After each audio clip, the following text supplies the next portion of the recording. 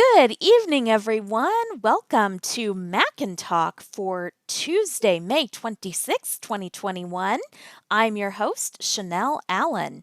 Mac-N-Talk is an open forum Q&A conference call for anyone with Mac questions, whether you're considering the purchase of one or maybe you just have recently bought one and need some help getting started with VoiceOver.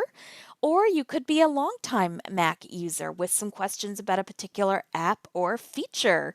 For whatever reason, I am so glad that you have joined us now this evening or later on via the podcast recording.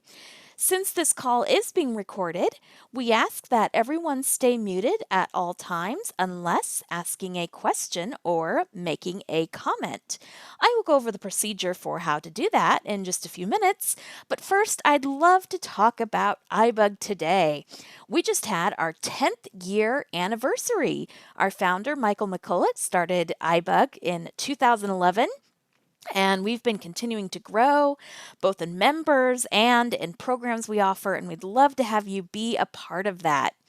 To find out about all that we do, please check out our website and social media.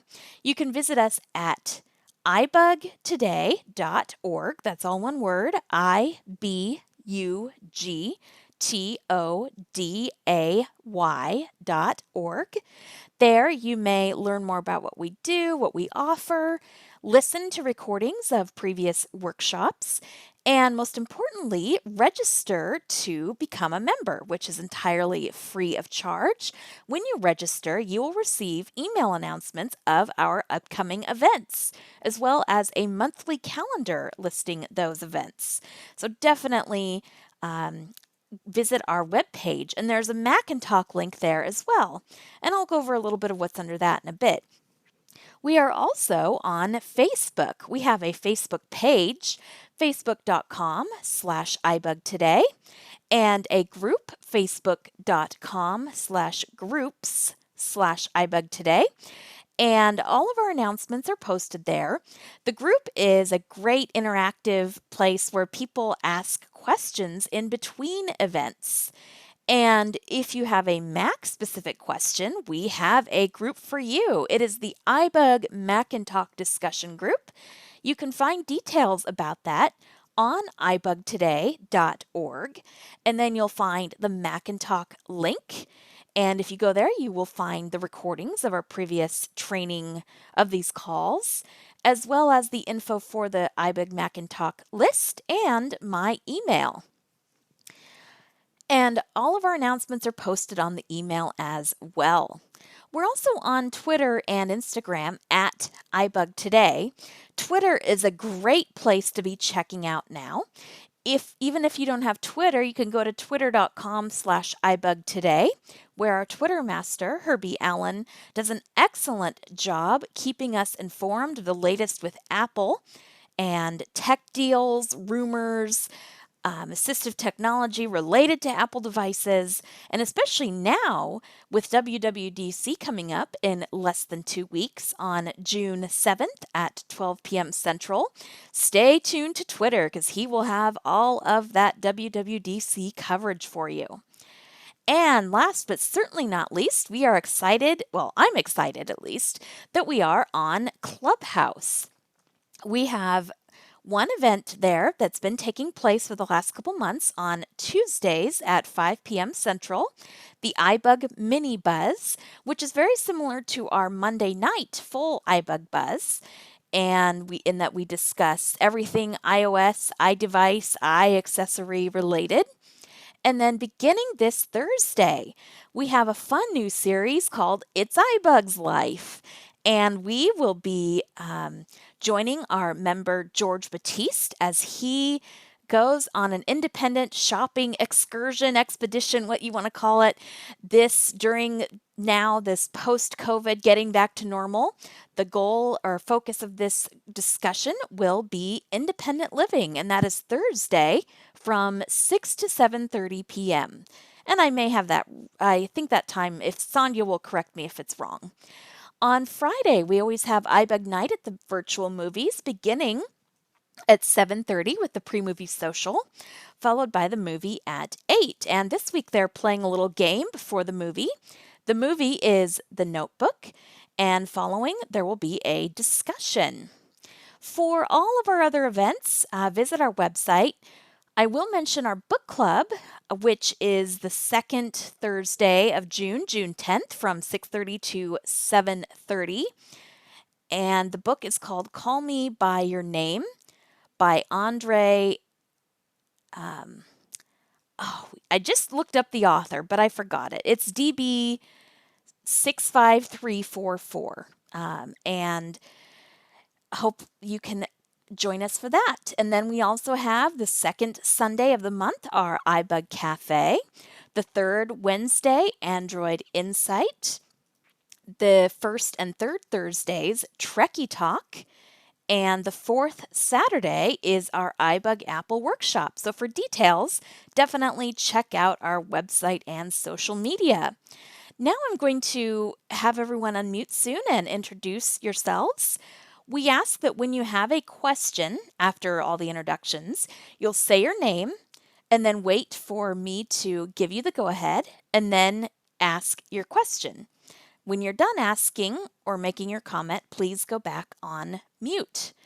All right, so I would like for everyone to go around, say your name, where you're calling from, and if you are a first-time caller. I am Chanelle in Houston. This is Herbie in Houston. Welcome. This is Brad, and I'm in Dallas. Welcome. Patrick in Connecticut. Hello. Welcome. Owen, Houston. Hi, Owen. Welcome. Susan. John Gunn, Wisconsin. Houston.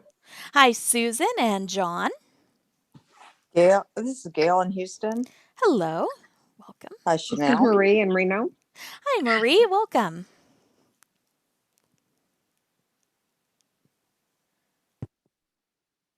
Sandhya in Houston. Hi, Sandhya.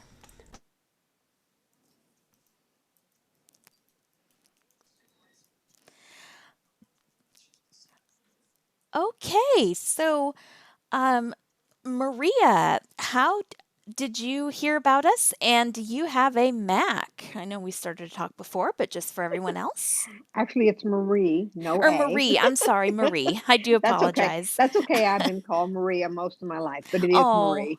I'm sorry. Um, Okay. Oh, I'm just into all kinds of technology presentations and everything. And I've said that I was not going to get a Mac, and I'm like you. I'm probably always going to be preferably a Windows user, but there's just some things I'd like to do with the Mac, and I'd like to learn it.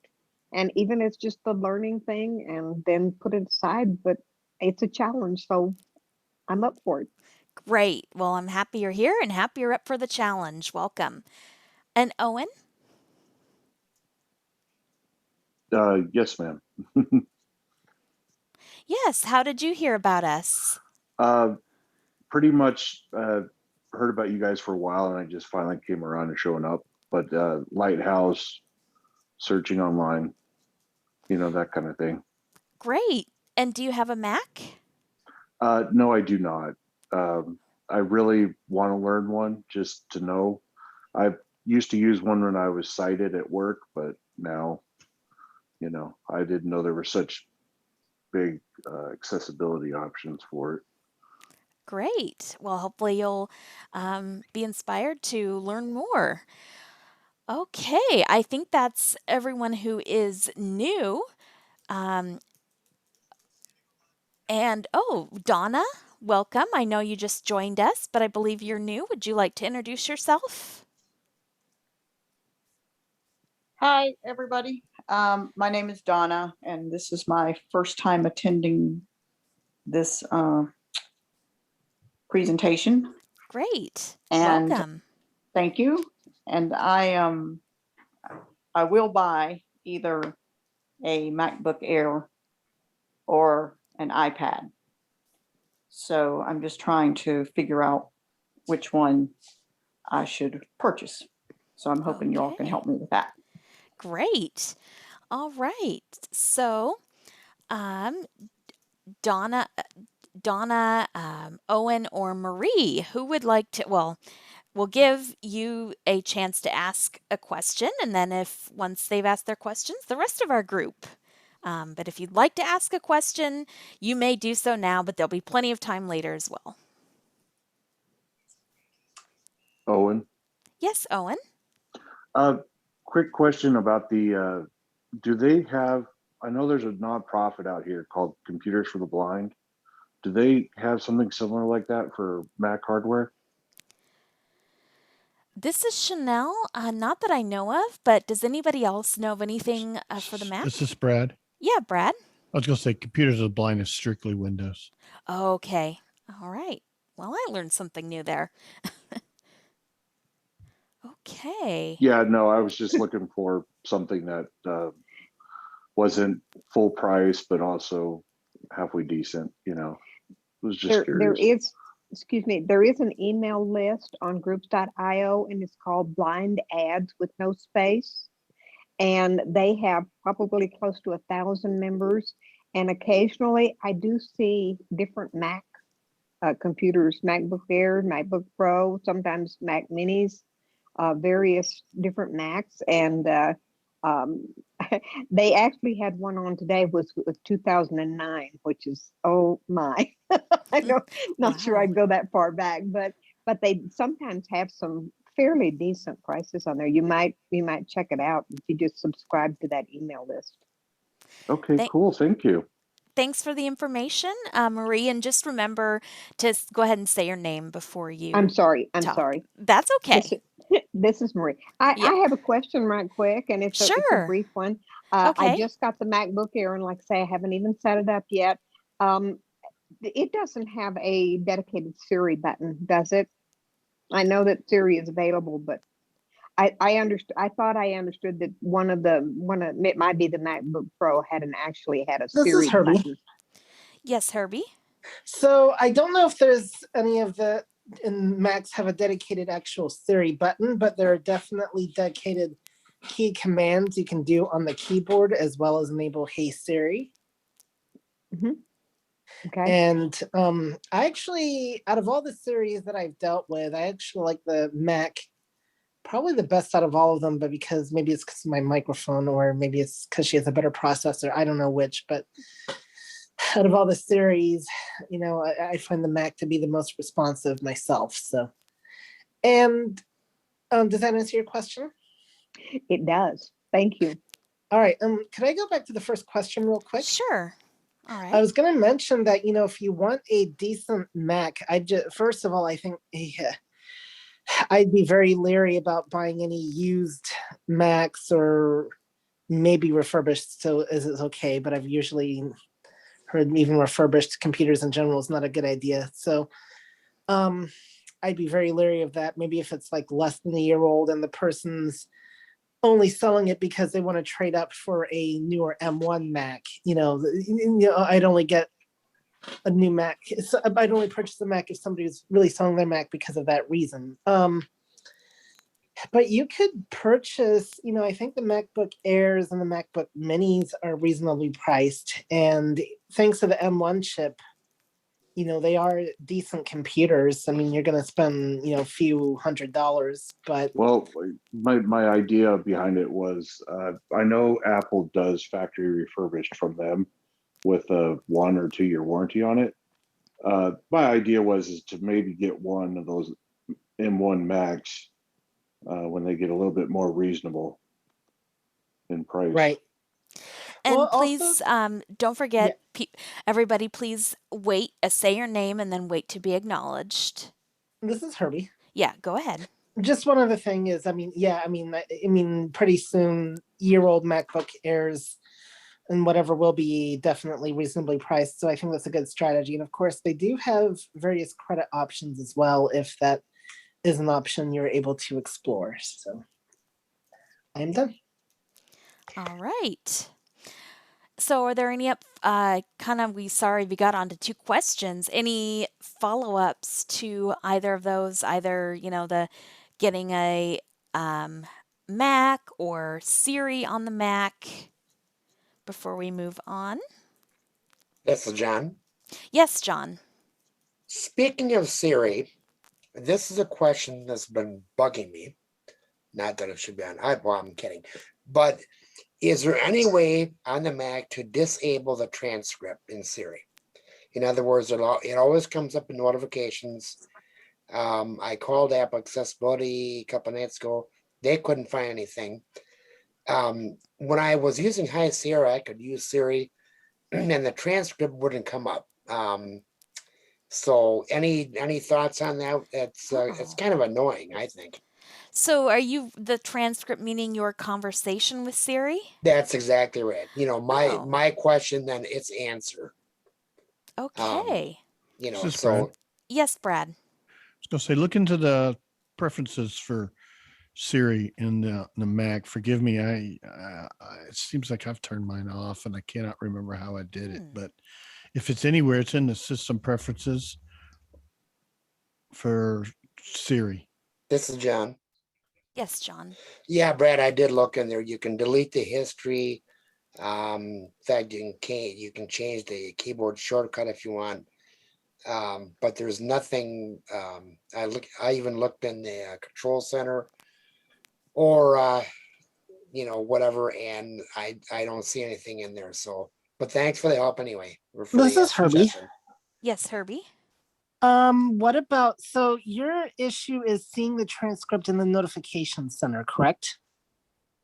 This is John. Yes. That is correct, Herbie. Yeah, that's when I see it. So It always what comes up. about, have you tried just disabling Siri from notifications and see if that helps? Because I don't know Yeah, if you if really I- need her in there. If I can do that, You go to notification center, in the system preferences, and you just that's switch where it you to gotta none. go. Oh. Yes, But you're Yeah, still try gonna, that. get the feedback though, correct? you should still get the feedback. I've not tried it, but that's what I would do. That's something I would try. So you should still get the feedback but you shouldn't see it in the notification center. So that's a good what I would point. try. Yeah, that's a good point. Okay, I'll check that out. Because I don't mind Siri, it's good, but Yeah, that transcription bug drives me nuts. If you're in Yeah. the Finder, that's what I'm talking about as an Right. example. yep. When I tried disabling it from the notification center, you should see an option for Siri there. I do believe she is in there. So That's an excellent suggestion. I'd never thought of that because sometimes Siri will bring up websites and things that it thinks people might want. But yeah, I hope that works for you, John. this is This Herbie. is John. I'll let you know if it does. Okay, great. Yes, Herbie.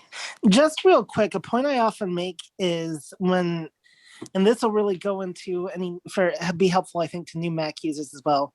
And then I'll quit being so talkative. A lot of times you will find, and even more so with Big Sur, that the Mac will behave a lot like the iPhone. So if you can think of if you have an iPhone and you can think of ways you might solve notification problems on the iPhone or whatever, sometimes you might be able to, a lot of times you'll be able to apply those same concepts to the Mac. So that is one thing that I think is totally cool about that.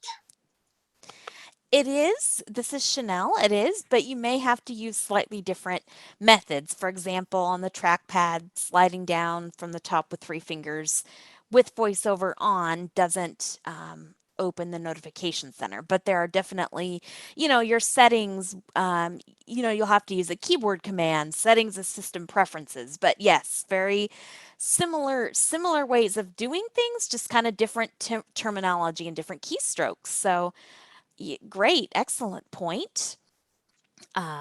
So does anyone else have a question? This is Patrick. Yeah, Patrick, go ahead. Apple Music, they started doing something a while ago. At the end of my playlist, they start playing their own music. And I would like to turn that off. And I've looked it up and I can't find how to do that. Okay, so it's kind of like an autoplay type thingy and you want to turn it off. Exactly. Yeah, because at the end of my playlist, that's it. I want my music to end and not theirs to begin. Right. It can be nice, but I'd like to control that. Definitely. Does anyone have an answer for Patrick? Has anybody experienced this? This is Herbie. This is Owen. This is Gail. I was going to Okay. say, I was Well, just gonna say, hold on. We have okay. Herbie and then Owen and then Gail. Okay. Okay, so I wonder if Apple Music does this universally. I have my computer updating, so I can't look because you can definitely change it on the phone. If you go to the options under the play button and it's an autoplay feature that you have to turn off.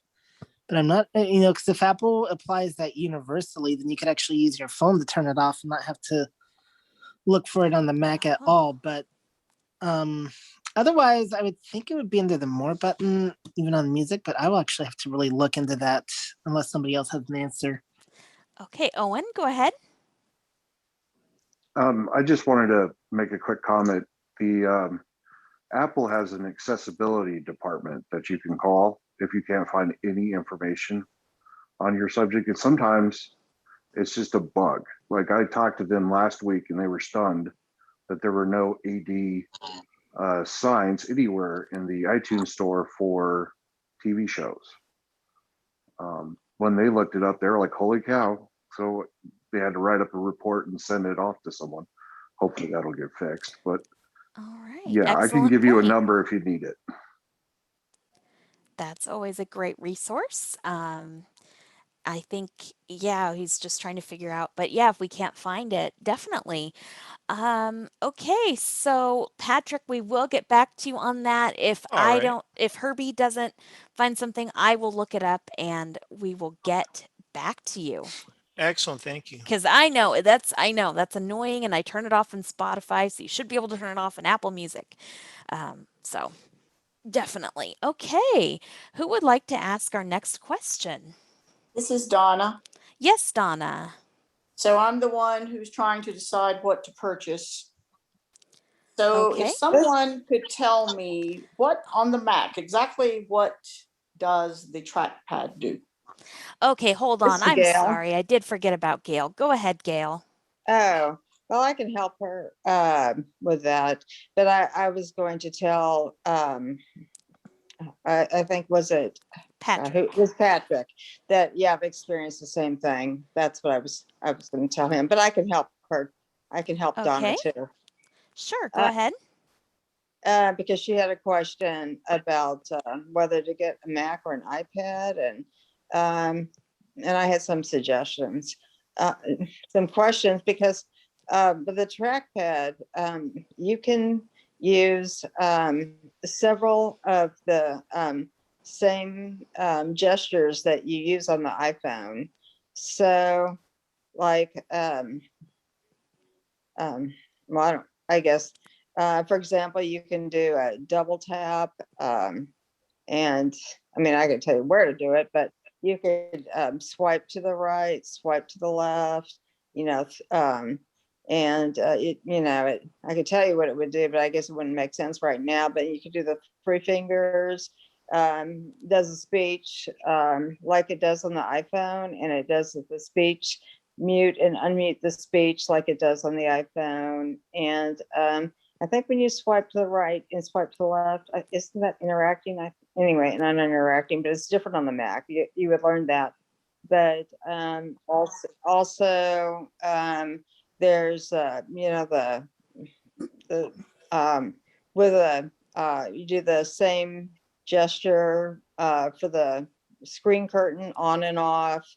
And so a lot of and then the rudder gesture, there you would use the keyboard partially, but then you also turn the rotor gesture on the trackpad to turn the rotor on. And so there are a lot of gestures you would use that would be like your phone. But one of the things that you need to ask yourself too, and I would ask you, is to think about, you said whether to use a Mac or an iPad. And there are a lot of things that, you can do on an iPad. And an iPad is like a computer, but there are things, you can do on a Mac that you can't do on an iPad. But I mean, a lot of it you can do. I mean, what do you want to do on your Mac or your iPad? What things do you want to use it for? I mean, that's the first question.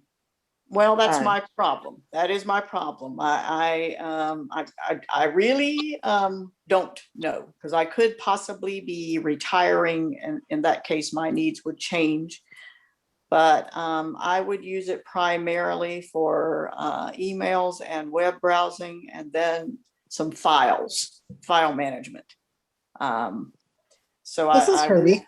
I would need the ability to do some pretty heavy word processing.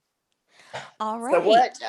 so my question then, Gail, would be, so you said that there are things that you can do on the Mac that you cannot do on the iPad. Could you tell me what those are? Can we let Herbie answer? I'll let her be. Go Okay, ahead. so Herbie, go ahead. You're muted, Herbie, or you're not facing your mic. Okay, let's try this. There you go. Okay. Okay. You may hear Fred blaring out in the background because my Mac is updating. So basically, just on your description, sorry, I'm drawing a blank on your name. I do apologize. Donna. Donna. Okay, we got a lot of Donnas associated with iBUG. So anyway, based on your description, I think the Mac would suit your needs. The problem with the iPad is, I mean, you can get a keyboard and I think it helps, but at the end of the day, the iPad is not, it's still kind of a mobile experience. And you get a lot more flexibility with a Mac because it's a real computer. You can more naturally do copy and paste, for instance, and instead of having to share and to, go to menus and stuff like that. And so I think at the end of the day, for what you're wanting, with file management and heavy word processing, you're going to find, I think, that a Mac would give you a lot more flexibility and help you be more efficient than an iPad would. Yes. This is Chanelle. I would just like to point out too that Gail gave a great description of the Mac trackpad. It's not, you can't do everything on the Mac trackpad, at least with VoiceOver, that you can on the touch screen of an iPad or iPhone, but they do share many, many similar gestures. So I think that was a great, and hopefully, does that help, Donna? This Oh, Brad. Brad, go ahead, Brad. I wanted to follow up on one of the things Sure. that Donna mentioned. She was interested in something to do with, she said, file management. And I find file management, folders, files, moving, organizing is, how do I say it? It's what you can do on an iPad or iOS device is much more limited than what you can do on a Mac. As Herbie pointed out, a Mac is a real computer. That there's some basic fundamental differences in the two operating systems. And when it comes to file management, I believe that you'll find the experience much more similar to what you're used to on a Mac, much more powerful, the ability to do things on a Mac than what you do on an iPad. iPad has come a long way, but it's still not a what I call a computer operating system. I've always seen a iOS device, either a phone or an iPad, as a consumption device. I mean, I read things on it. I can look at email, maybe give a quick reply. I agree with that. You're muted, or you're unmuted, Herbie. Oh, I'm unmuted. Yes. When I'm trying this two double tap method here. Okay, sorry about that, Brad. That's okay. That's all right. He's busy. Anyway, I find is I enjoy watching, say, Apple TV or my Amazon Prime videos on my phone or my iPad. But when it comes to the Mac, if I really want to get something done, if I really need to write something, use a word processing app, be it Pages or Microsoft Word, the experience is completely different and a much more professional environment on a Mac than on a iOS device, iPad or iPad OS. Anyway, Thanks. that's it.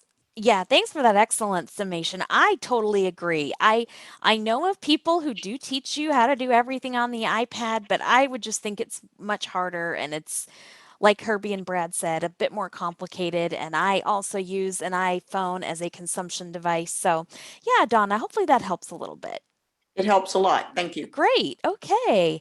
Who would like to ask our next question? And I know we've had new people join us, so feel free at any time to ask a question. Susan. Yes, Susan. Yes. Good evening, everyone. I've been wondering. I guess some people have Windows on their Mac as well, and from what I found out, that you can't buy just one program by itself, like Word, for example. You have to buy the whole package, and then you have to have a subscription. Is that true because you're using it on the Mac? And if so, how do you go back and forth to Windows and then Mac? So I'll just take this question really quick. So basically, how to do that, the programs for getting between Mac and Windows. Apple offers Boot Camp, and then there's also programs that do, create that they can run side by side. But how to do that is a little bit beyond the scope of this call. But you can get a subscription to Office, for instance, that would work on the Mac where you don't have to have Windows. And so you can use Word for Mac. I think Pages, and other people may attest to this as well, is going to be a bit more accessible, but you can use Office programs. There are Mac versions of those. And if I, does anyone else have a comment on this? This is Brad. Yes, Brad. I use Microsoft Office, and I don't know if this is what Susan's asking about, but even if you're running Windows on a Mac, you have to think of it. It's like two operating systems, so it's essentially the same thing as having two computers with regard to Microsoft Office. Right. And Microsoft Office is available by subscription, but to use it on both Windows and Mac OS on the same computer, that would be having to pay for multiple subscriptions. Now, that doesn't sound as bad as it seems. They sell subscription. It's like $6.95 a month, or maybe it's $6.99, $99.95. It doesn't matter. $6.99 a month or $69.99 a year. But for a little bit additional, $9.99 a month or $99.99 a year, you can use it on up to 5 computers, which is what I have, because I have several computers and my wife has a computer. And I find that in the long run, it's a lot cheaper than purchasing, sell software in a box anymore, but purchasing the non-subscription version, one for each computer. But that's what you would need is I can't remember the name of what they call it. 365, I think. Yeah, I know that, but I mean, the one they call for where you get one license. I think they call it individual, and I don't know if they call the other one family or pro or something like that. Not to be confused with commercial for businesses. Right. Yeah, like home and student. Also, I guess it could get confusing on some key commands are different from each other. Some are the same and some aren't. Well, they're a little different. Yeah. Yes. Jeepers, what was I going to say? So if you use Windows on a Mac, you have to, and this is one of the reasons why I stopped using Windows is that you have to always upgrade every so often. Right. And then you have to pay for that. So how would you do that on your Mac? Well, that's like I said, there's software, and I would recommend, if you're going to do that, to speak with somebody, an Apple support or somebody locally that can do stuff on your computer. Just like you don't have to pay for Mac OS now, you don't have to pay any more for Windows every year. But that's as far as I'm going to go into that. So anyway, just real fast. I'm not planning on doing that at all. I was just wanting the information. That's all. Thanks a lot. All right. Thank you. All right. Who would like to ask another question? All right, this is This Gail. is John Will. Okay, Gail and then John. Okay. I had a couple of probably easy questions. Sure. Okay. Just take one was- of them. Okay. All right. Let me start on the mail one. Okay, mail. When I was in the email and I'm going through, doing the up, or down arrow through my messages, I noticed that sometimes, it'll get hung up in it'll in the text of an email, and and then when it says that, it'll say text, and I'll try to do Command W to close it, and then quit mail and reopen it. It's there in the text of that email again, and doing Command W doesn't seem to get off it. And what I've done to that sometimes is voiceover on and off of Yeah. the Okay. Brad, go ahead. I've been experiencing this too lately. Oh, good. I've experienced it on both for a while now. I've had one computer that was still running Catalina and another Mac that was running Big Sur. And I don't know what it is, but I experience it on both of them, mostly the Catalina machine. But for some reason, it will do that. And I seems to also, I'll open it and the text of the content in the body of the email fails to show up. Sometimes I'm able to use Command W. Sometimes I have to use VO Command and then hit either the home key, or if I'm on a laptop, I have to hold down the FN key and use the left arrow, which turns the FN key turns the left arrow into the home key. And that will take me up to the close button. And then do VO spacebar to close the mail, the mail items window, and then I'm able to reopen it. I don't know what's going on, but that's how I've been doing it to get around it. It seems to be a phenomena I've been experiencing a lot in the past couple of months. Hope that helps. Okay. All right, well, I appreciate that. Thank you. I'm glad I was not the only one experiencing that. Okay, so I think John has a question. So John, Yes. and just a real quick comment on, I think it was whoever was bringing up the Windows, or no, Susan was for Word. I don't know how accessible it is, but there's a website, openoffice.org, and I think that is free, but I don't know how accessible it is. And as a follow-up, Herbie, Siri is not under notifications, although I didn't have it enabled. And so that was about the extent of it. So I had another question. It went out the window. Earlier you mentioned the update. You wanted to know if something worked in the new update.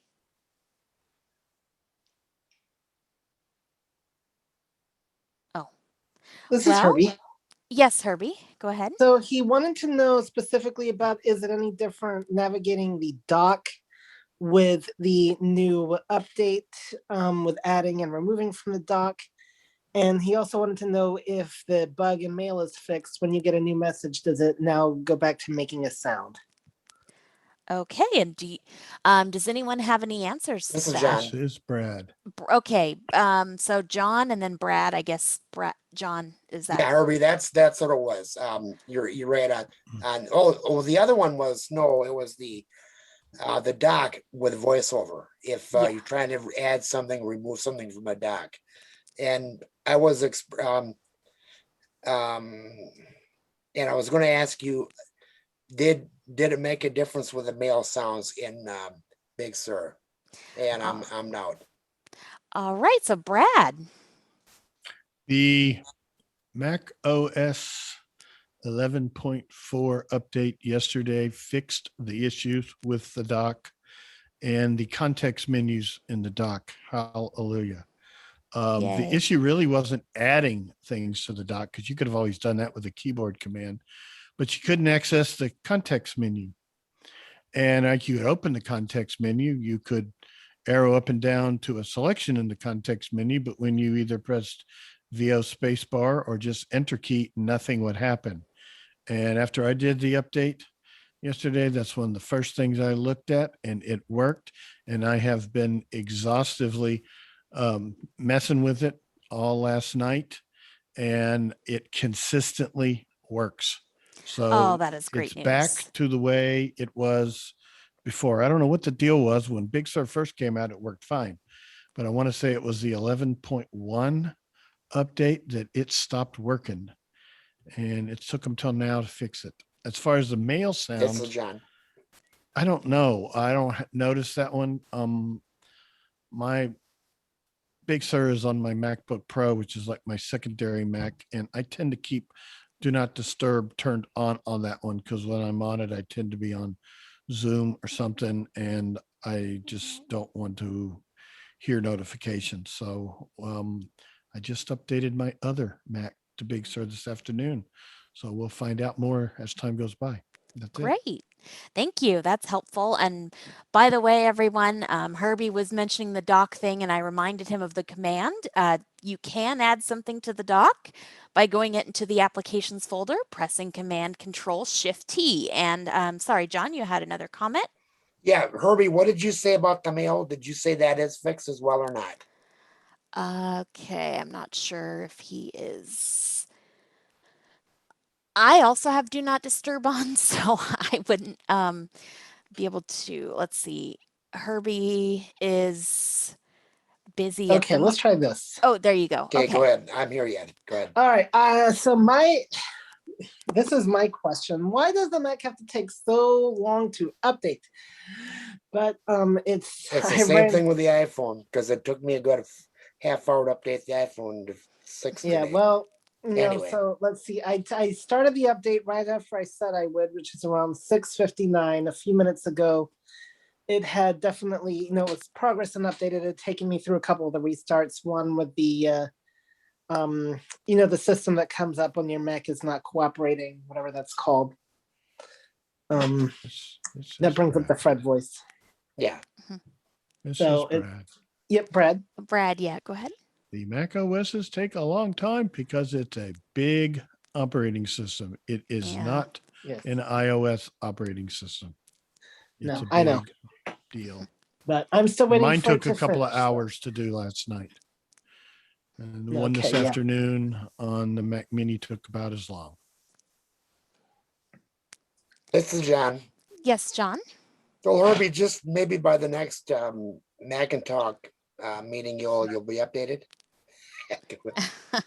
Maybe. I Okay. should be, One would yes. Okay. If they don't have another update by then, of course. But yeah, I may Yeah. even have word, maybe be able to tell you before this call ends too. We'll see. But if not, definitely next thing or yeah. Well, we have several new people. I know I've mentioned that before, but welcome Anna, Ash, Michael, Priscilla, Paul. Anyone at any time, feel free to ask a question. So and Judy, so we'd be happy, and Keith. So And this is Maricela. Herbie. Yes, Herbie. My Mac is up to date. So let's see. Do Okay. I have any new mail? I'm opening mail. Nope, I did not hear any mail sounds. So Oh, okay. Do you have the Do Not Disturb on? You didn't turn that on your Mac. pretty sure I do not. Okay. This is Brad. Yeah, Brad. What's the issue with the mail sound? Because my Mac Pro running Big Sur has always made a mail sound. That's one of the reasons I keep it on Do Not Disturb. I never had a problem with it.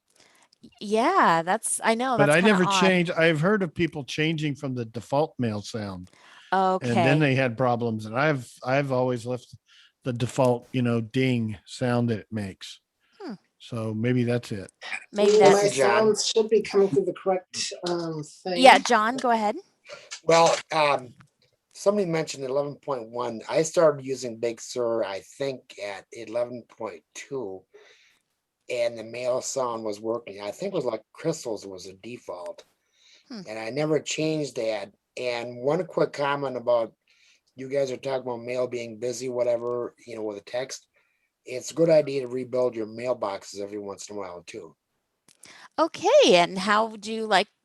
How should people do that? So John, basically what you do is you bring up your Apple menu Mm-hmm. and you over to mailbox, and there's a drop down there, and you can see rebuild whatever mailbox that you're on. It'd be nice if you could do them all at once. But also I use Onyx, and I have it rebuild. I've got that set to rebuild as well, and it deletes all your what's EMIO extension, whatever they are, but they're recreatable. So Okay. those two thoughts.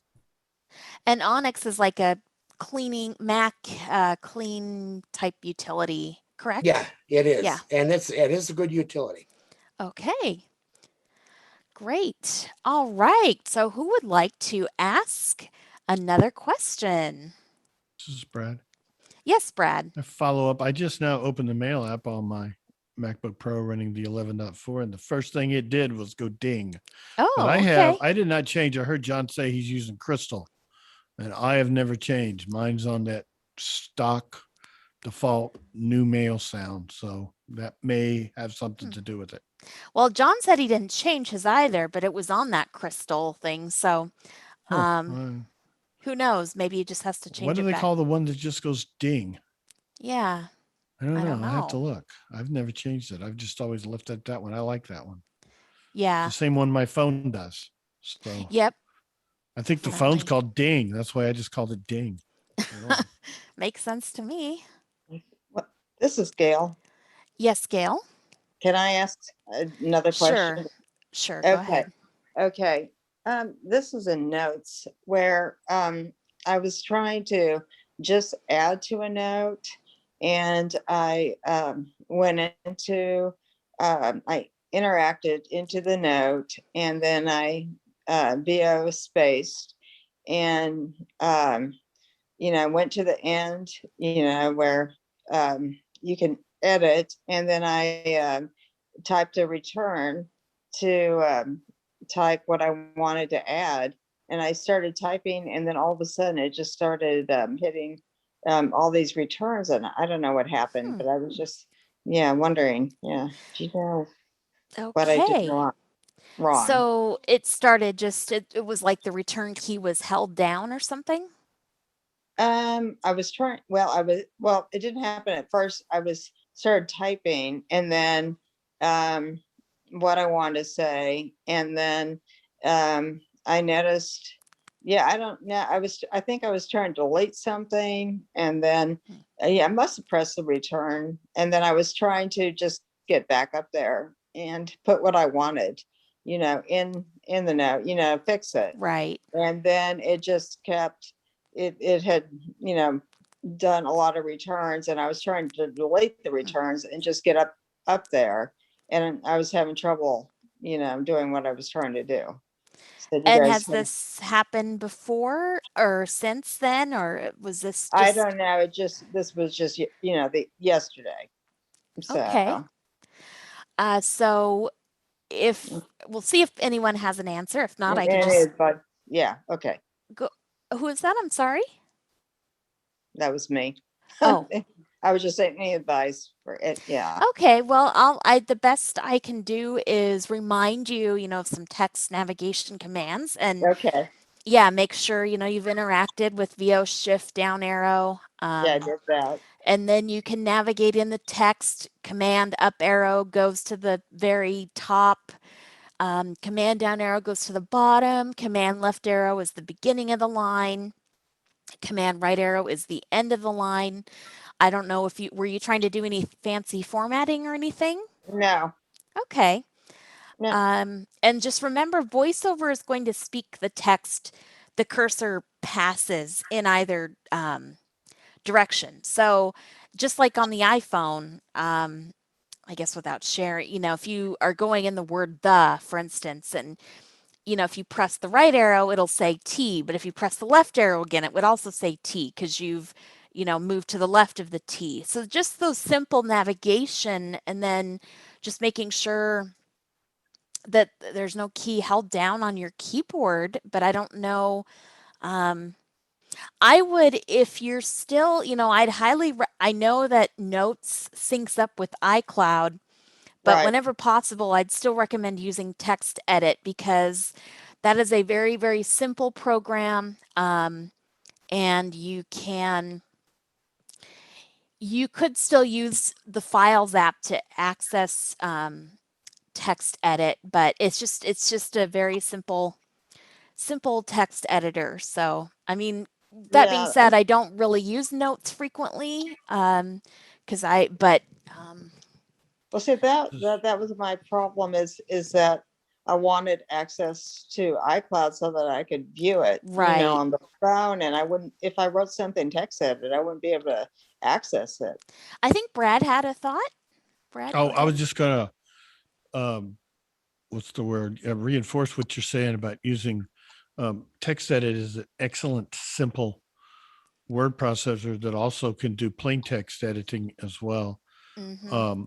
And I like it much better for basic text editing and writing stuff. I mean, Notes has its place when I want to write something short and I want to be able to access it on all my devices. That is a good place to do it. But there's some weird things about writing in Notes. It's not as straightforward as text edit is, and it has its place.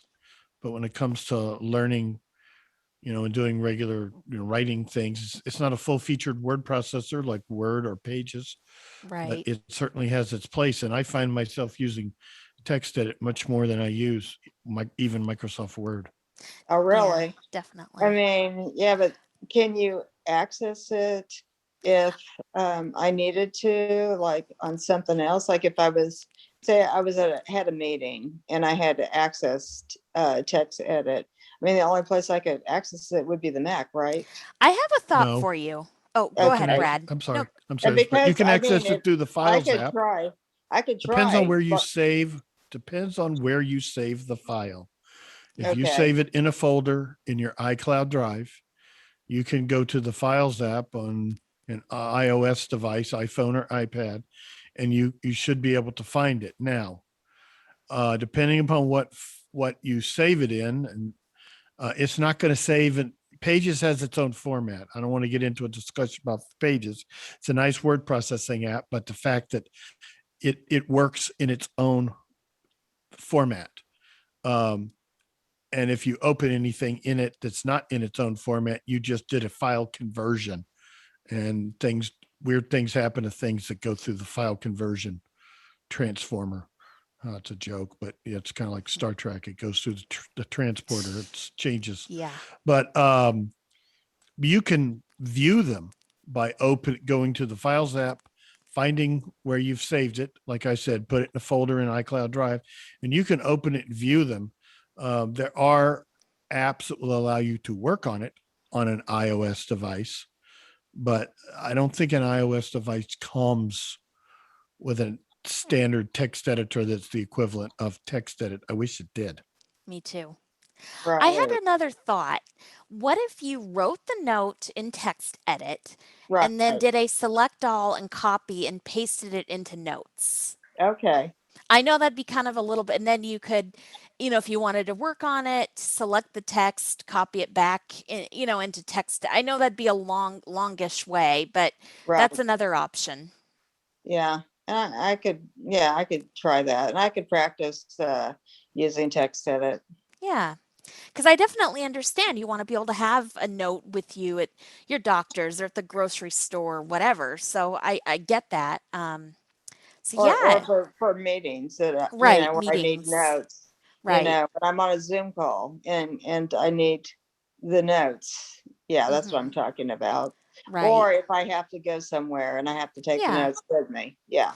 Definitely. Okay. Well, does anyone have any thoughts on this topic, or if not, then who would like to ask the next question? This is Herbie. Yes, Herbie. All right, I figured out the autoplay issue. Oh, All right. goody, Patrick. thank I hope you. you're still here. Thank you. All right, Yep. so what you need to do is you need to do Command Option U in the music app to show the play next window, and then you're gonna have to VO right till you get to it, so it'll be past the sidebar and all that. Then you will have to interact with it. There's gonna be several options: history and playing next. You interact with playing next, and the first option you will see is autoplay on. And if you VO space on that, that will turn off the autoplay. Okay. This is Brad. Yes, Brad. I thought Patrick's issue was that at the end of his playlist, Apple was appending Yeah, but it does more it with all content songs that now. Apple came up with. And I haven't is been able Herbie. to find a way to address that. This is I Herbie. thought that's what he was Herbie? asking.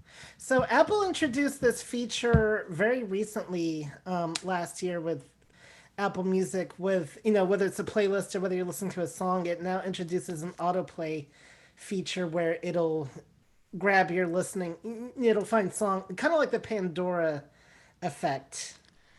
And Brad understands that. I think he just says he hasn't found But a it way to applies turn the it same off. way. It's my understanding it applies the same way. All the music apps I've dealt with, it doesn't matter whether it's a playlist or it's a song. It's the same concept no matter what. It's that autoplay feature that you have to turn off. Okay. So it doesn't matter whether it's a playlist or whether you're listening to an individual track. It's still the same thing. All right. Does that make sense, Brad? Yeah, I'll have to look into it. I've seen that, but I've never. And if you forget the Command Option U, you'll find it under the View menu. So Oh, perfect. This is Patrick. Go ahead, Patrick. Maybe I missed something, but when I looked it up, it said that you have to find the cue somewhere on the page when you open yeah, Apple and that's the Music Play up. Next window that you have to interact with. All right, yeah, I tried that. Then it said look for, I forget what word they used, but it's an infinity symbol. So this is So- Herbie. Yeah. Go One ahead, thing Herbie. I need to stress here, which is very, very, very important. How things look visually versus how things look with a screen reader, especially voiceover, are can be very different things. Oh, absolutely. So you have to know how to interpret online forums that are geared towards visual representations. And Apple does a lot of visual representations. And I found this out just even helping somebody out with the iPhone. Like what we know as Wi-Fi is an antenna symbol, and Bluetooth is a totally weird symbol. And so, don't worry about the infinity symbol. You need to interact with the now playing window, the play next window. And there's two things there. There's like a history, and then there's I think it's like play next. And if you interact with that, that is where you'll see the autoplay thing. But I'm not saying don't rely on cited instructions, but you do have to know how to interpret the different. There are two different languages going on, and so I just And wanted just to stress that point. clarify, what was the Command Option U thing? That brings up the play next window. Okay, so if You it's have to not bring showing. No, you have to bring it up first, and then it'll show you, what it's going to be playing next based on the song that's currently playing. Got it. Okay. This is Patrick. Yes, I'm Patrick. sorry. Can you tell me how to find that again? Because boy, I Command switched all Option over that U. interface. Command Option U. All right. And then you have to VO right, from the main window. You're going to go past a lot of things, the sidebar and all that. And you should eventually get to that play next window by VO right arrowing. And unfortunately, I'm not set up to do a live demonstration of this, so I do apologize. But if you find that window, then you start interacting, and then you'll see the two separate windows. VO right to the play next window, VO right with that again, and you'll have to kind of VO left because it'll show you songs, and then you should see that autoplay on option, and if you VO space, that should turn it off. Oh, excellent. Oh, super. Thank you so much. So let me know if you have trouble, email the list, and if I need to do a live walkthrough live walkthrough with you or something, because this it's a lot to remember, and unless you really play a lot with Apple Music, it can be overwhelming. So Oh, Yep. yeah, I use it every day, but yeah, I didn't know that Command Option U bit. I didn't know all that, but this is oh, Herbie. Yes, Herbie. Another thing I really want to mention with these apps that's very important on the Mac is always explore your menus, because you will find, Yep. even I learned things. I didn't even think about where to look for it until Brad asked the question, but it's like, okay, nothing in preferences. Okay, so let's write through our menu. Well, what have we got in the view menu? And so that VOM is your friend, because you can figure out a lot by exploring the menus in whatever app you're using. Yep. Those of you in my class will remember I always encouraged us to explore the menus and look through the menus, see what they have. So, yep. All right. So let's see.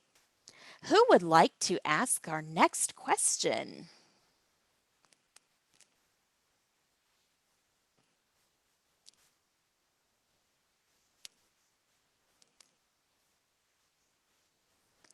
All right.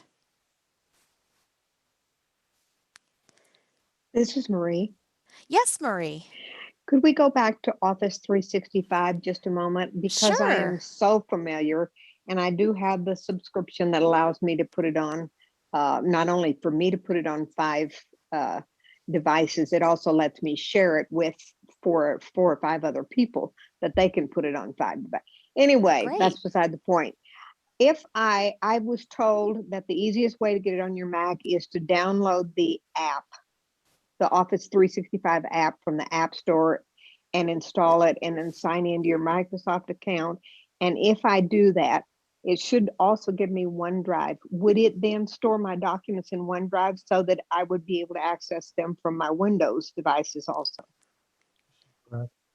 Brad. Oh, is that Brad? Yeah.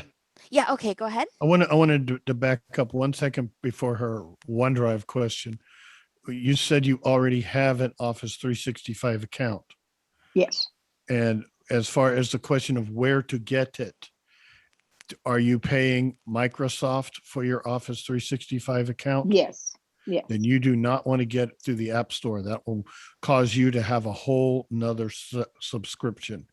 You want to go to, God forgive me, they probably call it Microsoft365.com and log in with your account.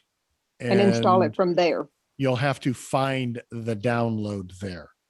Okay. Okay. And if you do it on your Mac, it should by default take you to where you get the download for a Mac OS version. But you can probably also find where you can choose which Windows or Mac you want to download. But if you do it on your Mac, by default, it's going to figure out you're on a Mac, and that's what it's going to offer you. Yeah, but no, don't go do it. Don't go do it through the App Store, because you've already got an account. Okay, that's the way I have installed it on my Windows devices. I've gone to the Microsoft site and downloaded it from there. Correct. So you've already got an account that you're paying directly to Microsoft. So you don't want to go get it.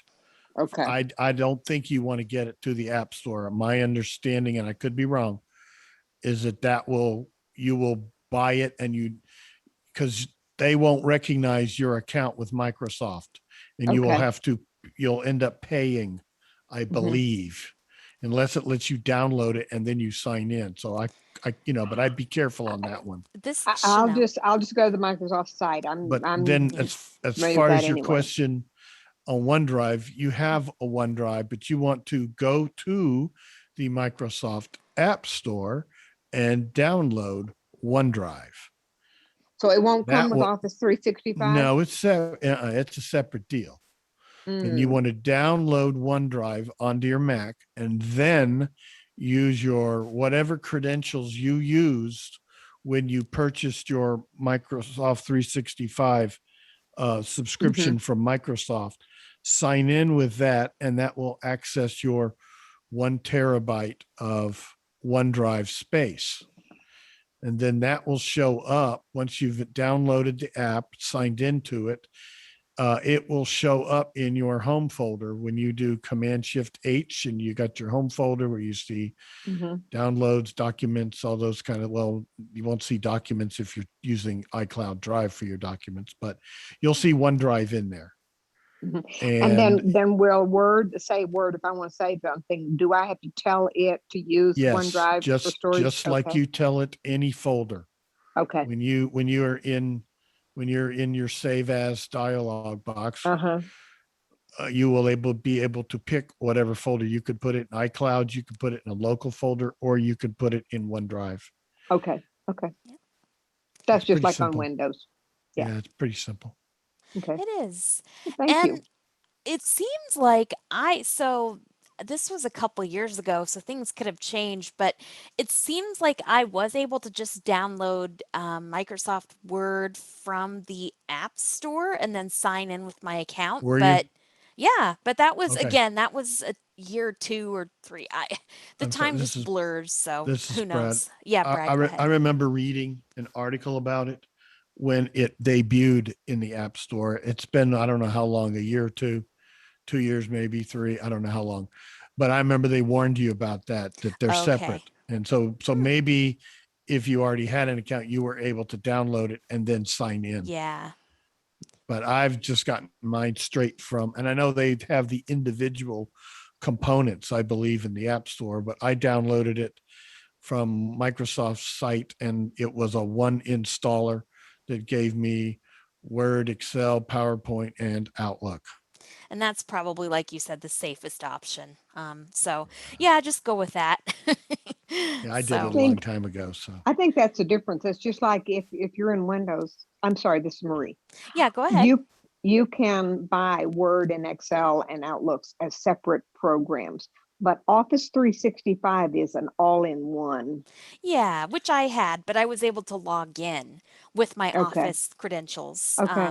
Well, But somebody today said they did that, and so I'll check. I'll check anyway and see which is the best way to do it. yeah, Thank you. just make sure you're not paying if you want to go the safe route, I would do, whatever Mhm. the instructions Brad gave you are excellent. So Yeah.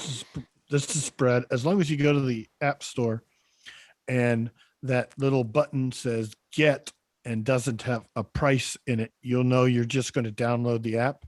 yeah, And then once you've got it, you should find a sign in thing, and you'd probably be good to go with your existing Mhm. subscription. Mhm. all right. That's a great question. Because sometimes, we have to use Office products because maybe colleagues or friends or whatever use Office. So it's always good to This know is about. Herbie. Yes, Herbie. So one thing I've learned a lot from Mac users is generally it seems to be, and maybe somebody will contradict me on this, but it seems to be the consensus is if you have a non-app store version of an app, sometimes that's usually the better one because the difference is with the App Store, they have to go by Apple's rules, which can be a little bit more restrictive, and you're kind of sandboxed into whatever Apple says, whereas, an app that is not from the App Store doesn't have to go by those same rules. And that can mean, like, for instance, I have a recording app that there's an App Store version and a regular app version from the website, and I was asking once what the difference was, and they were saying like the regular app gets more updates because there's less restrictions. So a lot of times you may be better off with the non-app store version when it That's comes an to the Mac. So that's excellent point. And that goes along with yeah, that's an excellent point. This is John. Yes, John. All right, I'm going to set this to rest right now. I've been boy. doing some digging in the mail, and that dinging sound is actually crystals. If you go to your mail preferences under general new mail sound, it is crystal, and so that is a default. And the reason I check for mail manually, so it doesn't automatically check all the time. So that's one thing. So okay, I think we can put that one to bed now. But Okay. just thought I'd share it. All right. That's good to know. Yes. And that's the default sound, crystals. Thank you. Okay. So, who would like to ask our next question?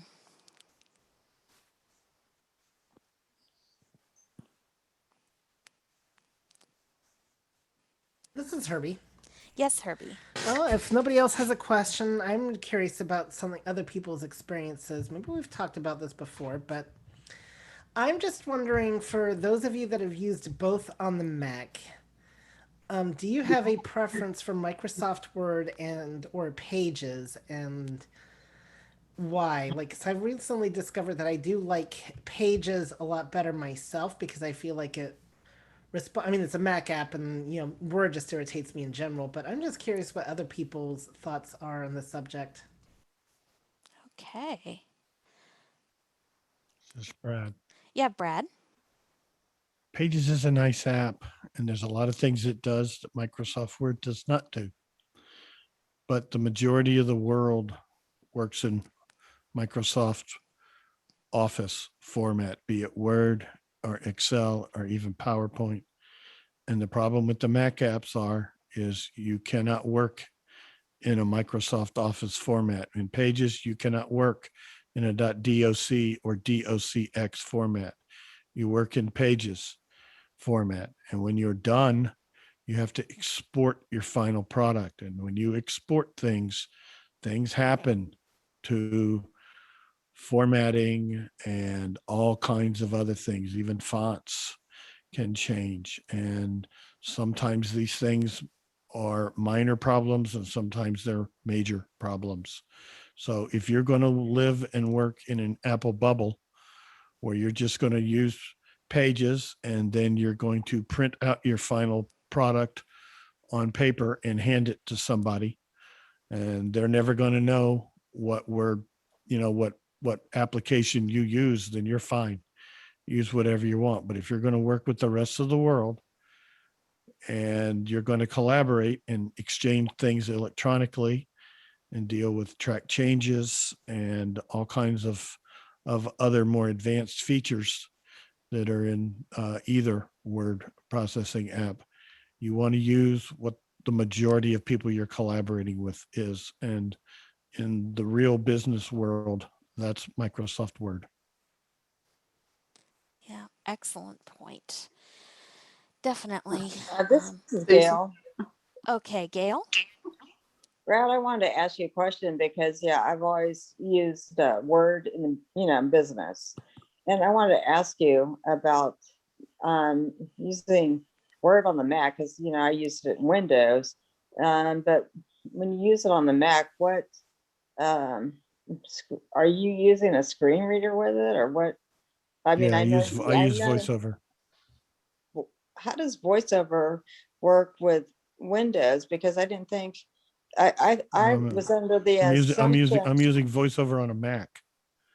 Okay, because I thought that VoiceOver only worked with Pages, and I thought that No. So you can use VoiceOver with Word. You can use VoiceOver on your Mac with anything you're using. So VoiceOver is a screen reader, and it will work. I mean, some apps it may work better with than others, but I have not had any problem using it with Microsoft Word. There are certain little idiosyncrasies with any app, little quirks and things with any app. But I have found the Microsoft app, particularly Word. Excel, that's another animal. I'm still learning to use Excel. I find one for a long time, whenever I needed to work on a spreadsheet, I got to get it done. I don't have time to fool with it. And I would just turn on my Windows machine and use Excel over there. But I've been getting better at it. But Microsoft Word, you got to learn the commands. And like Chanelle was saying, the menu bar and the pull down menus are your friend. And it tells you a lot of them. But I find that a lot of the dialogue boxes and things, the paragraph settings dialog box, the fonts dialog box, they are laid out and even have a visual. I see a little bit out of one eye. Their visual appearance is similar to the way they work on Word. I mean, on Windows. And you can navigate them with VoiceOver commands, or you can do it the good old fashioned way of just using your tab key, and then you'll think you're on Windows. But they're very similar. VoiceOver reads the dialog boxes. VoiceOver, the pull down menus will tell you the keyboard commands, and now a lot of them aren't like a regular Mac. It's got you using the control key a lot more than a Mac app has you using it. But sometimes you're using the command key like you would a control key in Windows. It's a mixed bag, but once you start using it, it's not bad and it makes sense. But I find it very, very accessible. There's a few quirks to it, but the more you use it, the more you'll get used to it. Pages has its own quirks. You got to interact with every page.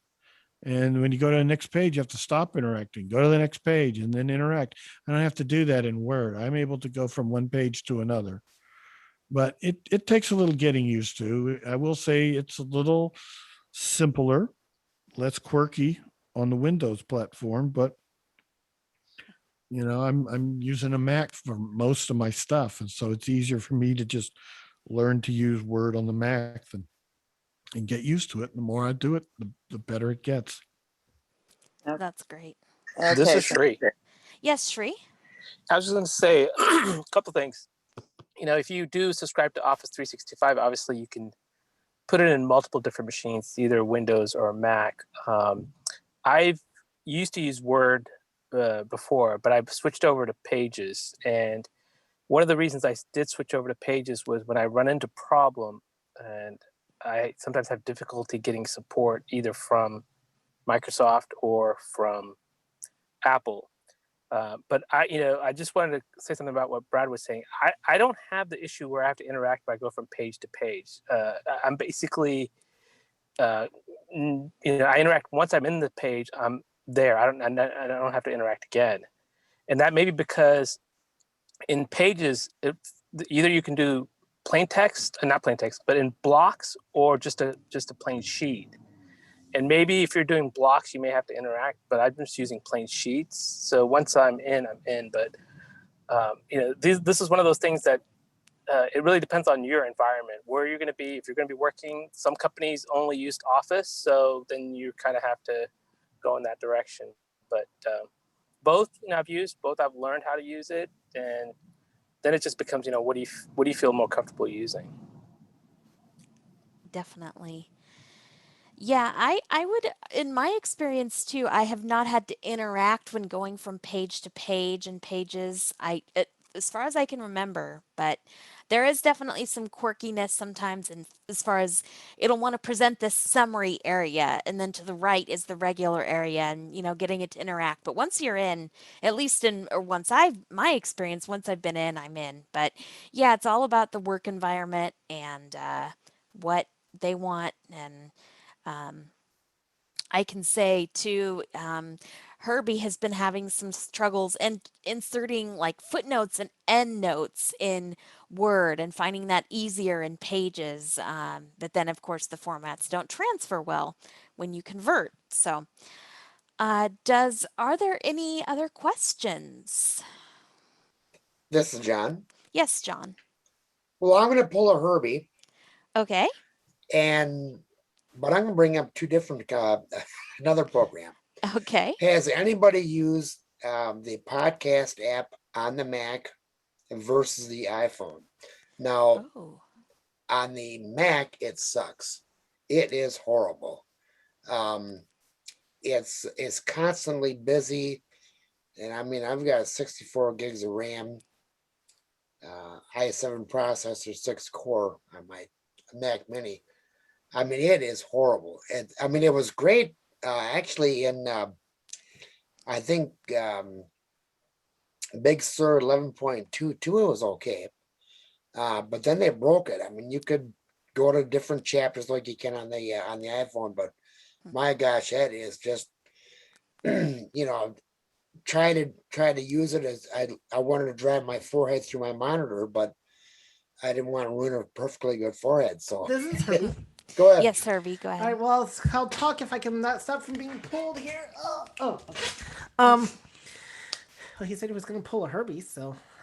Anyway, I don't, Good as one. much as I love trying things on the Mac, I did not, I could get the podcast app to work, but I found that I was having some problems with, I mean, I don't even like the podcast iPhone version.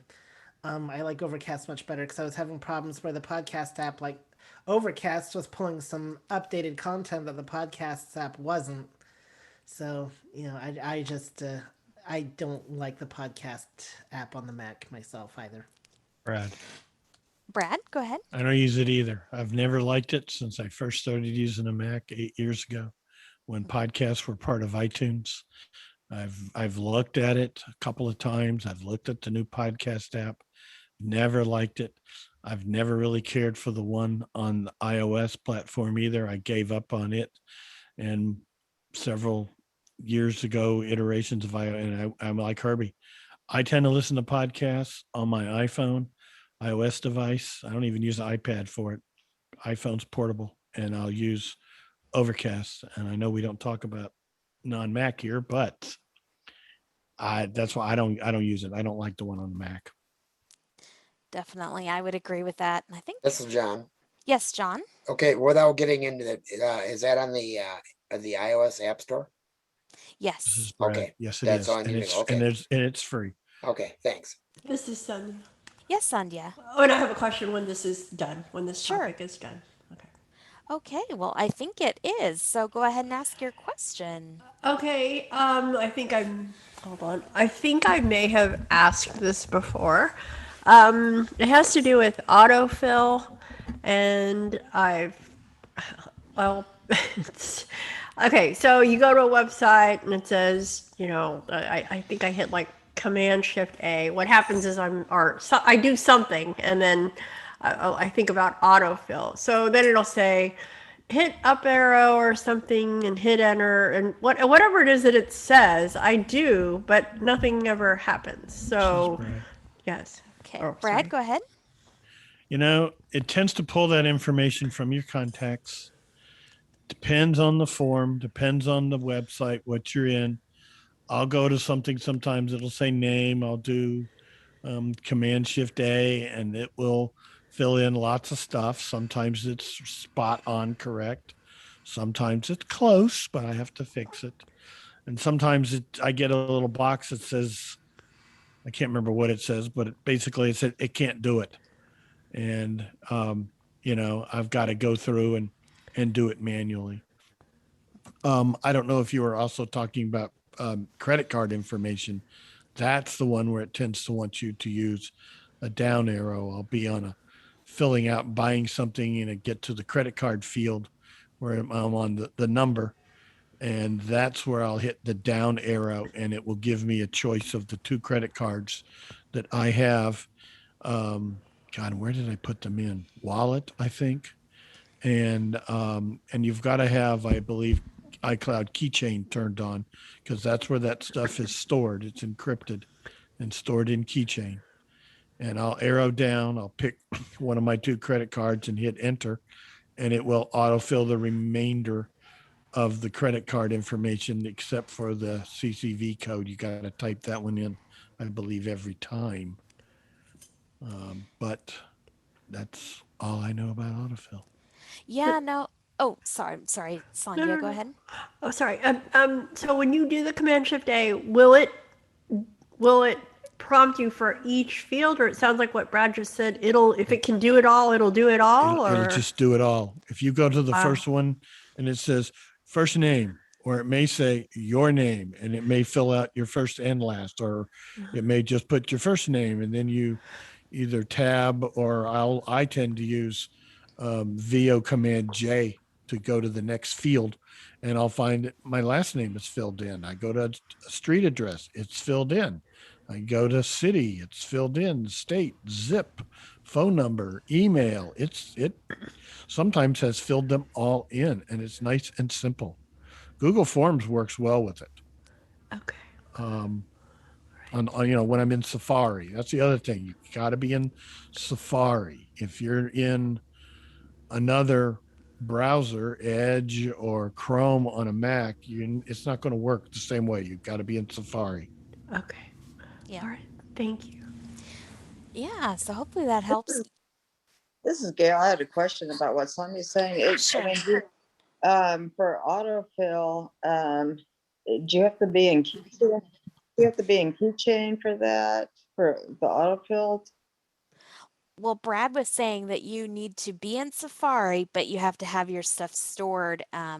Your passwords, have to be enabled, and then they're stored in Keychain. So is your Right. credit card info. And I've at least found an autofill that's where I've been able to put in my credit card info. Because I don't think it uses the stuff in Wallet. That's like for Apple Pay. But then, yeah, so you have to have Keychain, but Keychain is enabled Yeah, by default.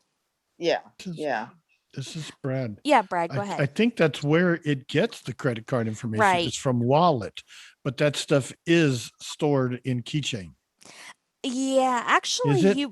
no, I have to put it in I have found that what's stored in Wallet can be different from what's stored in Safari. Safari preferences? Okay. I Yeah. thought they were the same. No, I don't Well, in think mine, so. they're the same, but they may Oh, be well, maybe stored I. in, but mine could be stored in Wallet and in Safari preferences. Okay, It's the yeah. same two credit cards, and how they got there, I don't know.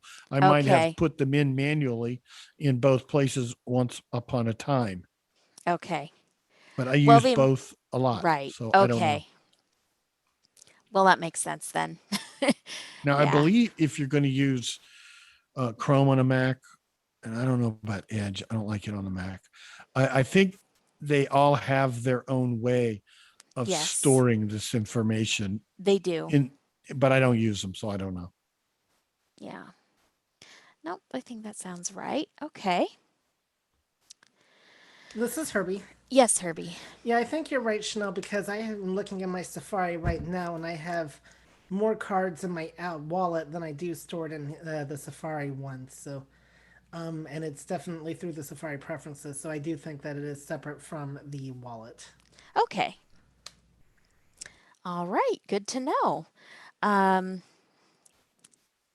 Well, so we are coming up close to the end. Our next one will be on June 22nd. And don't forget about our other upcoming events this week.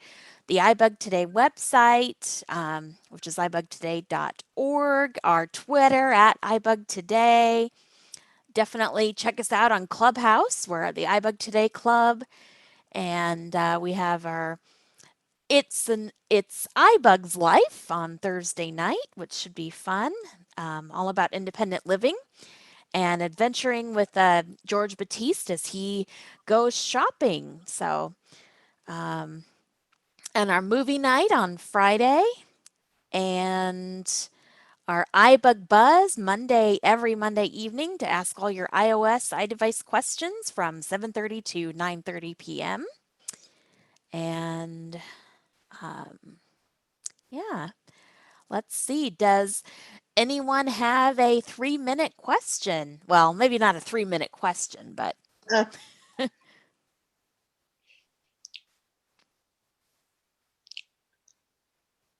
oh,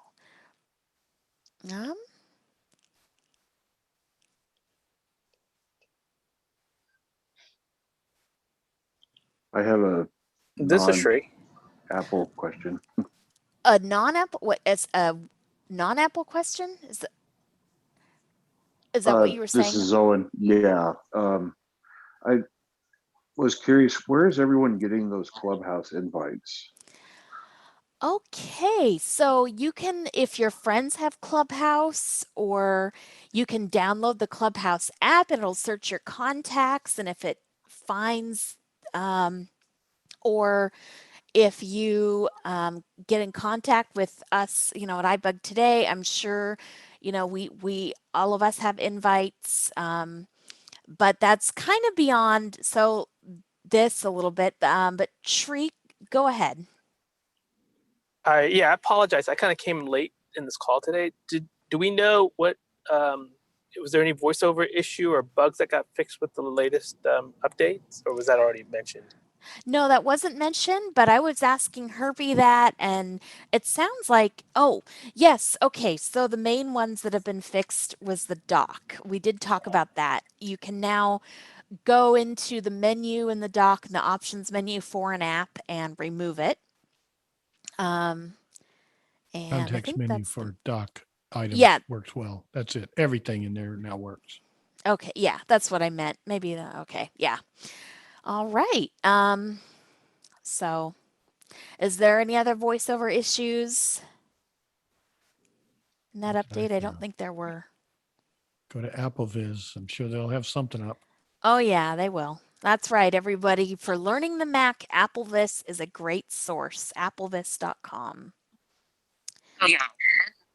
Oh. All right. So we are at 8:30. So thanks so much, everyone, for coming, and I'll look forward to seeing you next time. Have a great day, and we'll come to some of our other events, and we'll see you soon. All right. Well, Thank you thanks for so having much. us. Yep. Thank you.